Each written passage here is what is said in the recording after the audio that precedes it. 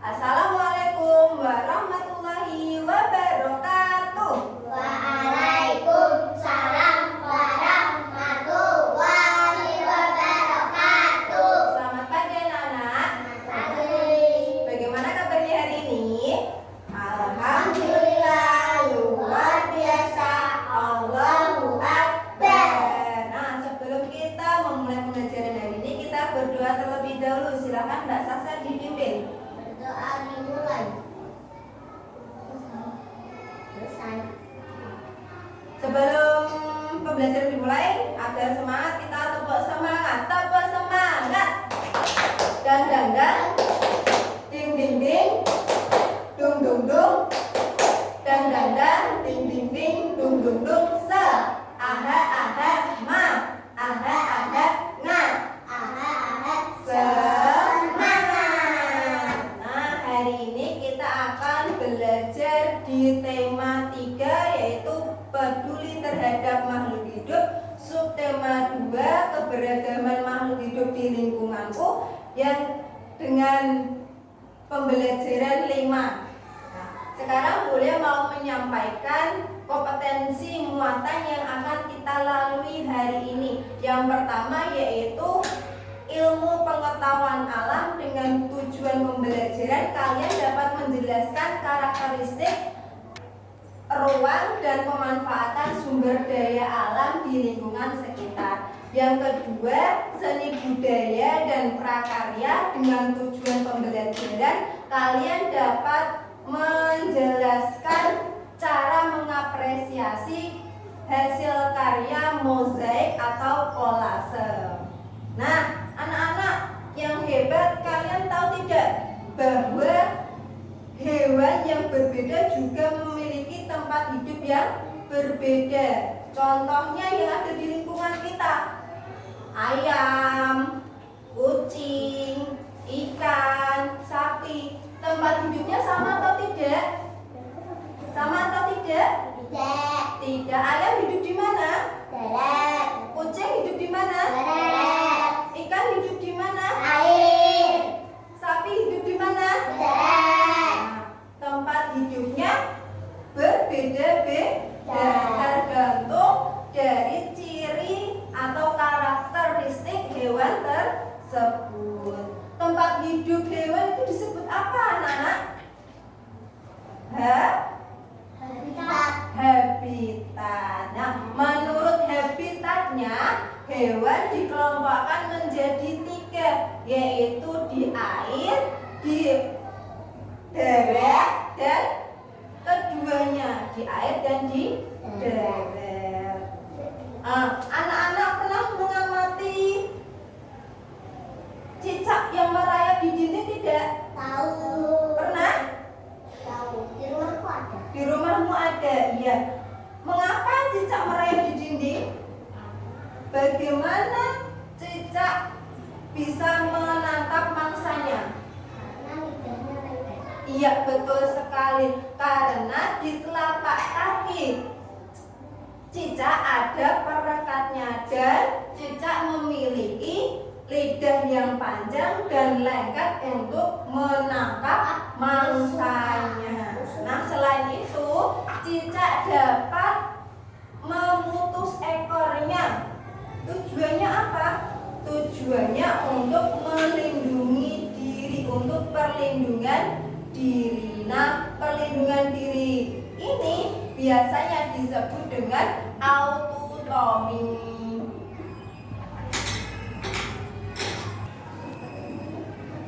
Nah, kemudian teman-teman tahu tidak hewan kelelawar?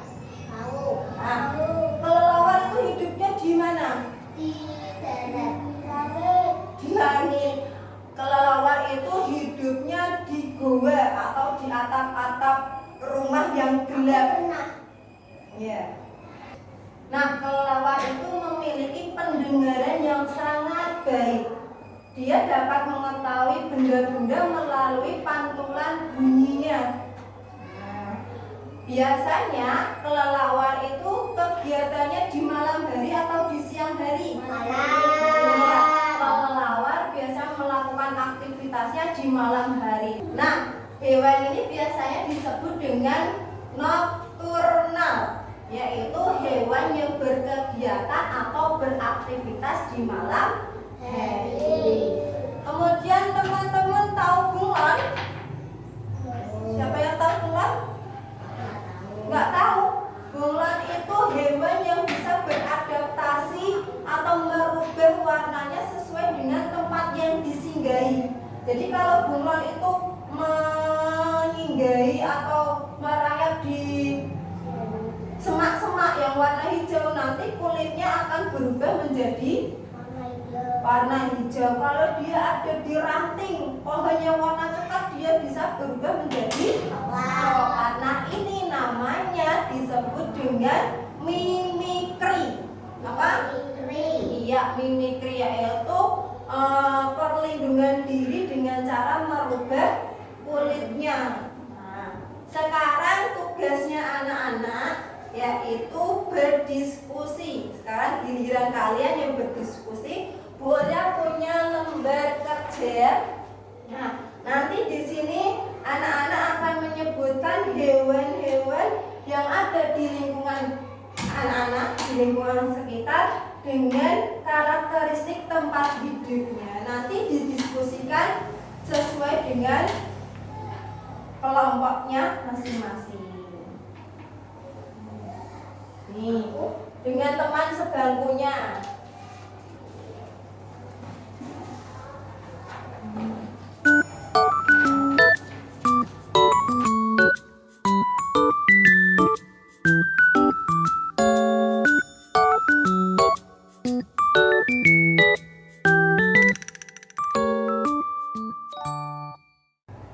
Nah, sudahkah selesai anak-anak?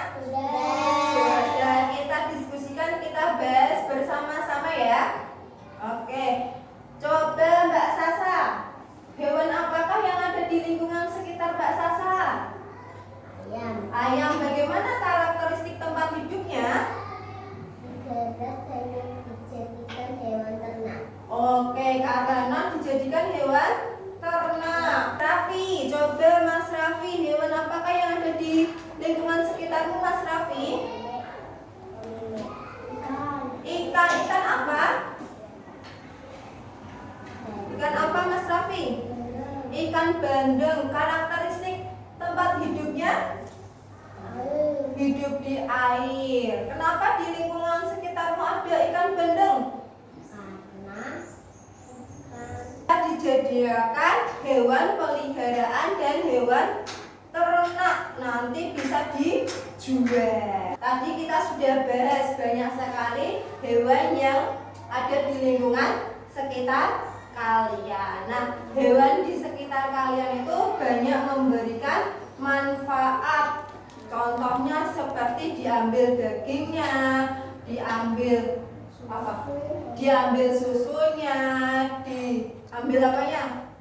Diambil daging, telur, bahkan bulunya bisa dimanfaatkan. Nah, terutama hewan yang langka. Hewan yang langka itu harus kita lestarikan, harus kita jaga.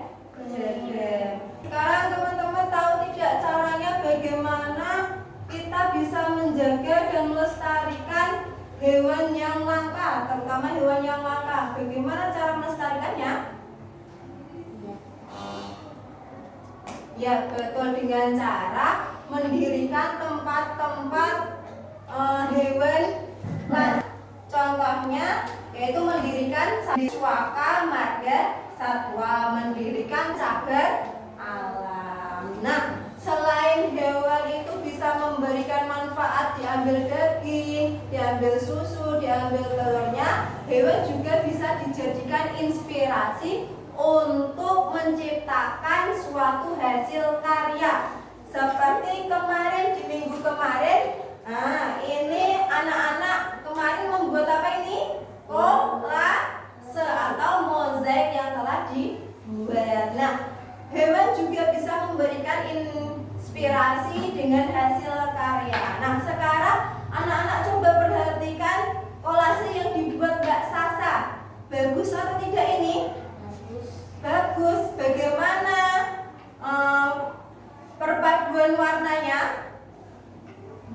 tidak? Bagus.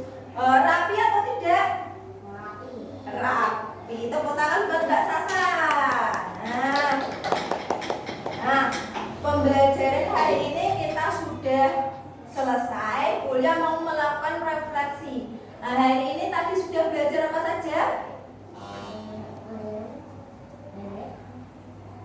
Belajar ciri atau karakteristik dari makhluk hidup. Yang kedua, cara menjaga.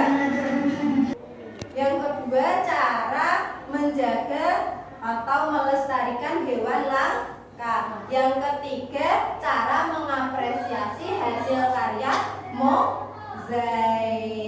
Nah, hari ini bagaimana perasaannya? Semangat, senang?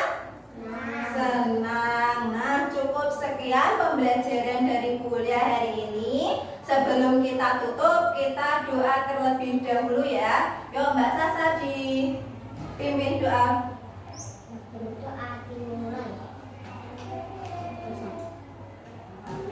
Semoga ilmu hari ini bisa bermanfaat. Terima kasih, tetap semangat, jaga kesehatan. Sampai jumpa kembali di pertemuan di minggu depan. Wassalamualaikum.